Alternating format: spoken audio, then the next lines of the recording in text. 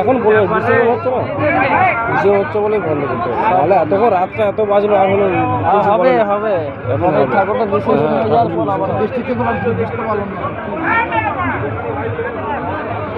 ঠাকুরটা বিসর্জন হয়ে যাওয়ার জন্য আমি বললাম তো ওটা ইয়ের থেকে বললো মারপিট হয়েছে ভিতরে কত। হ্যাঁ হয়েছে, মা বলছিল প্রচুর মারবে একজনকে দক্ষিণ পাড়ার ছেলেকে আমার কলার ধরে এমন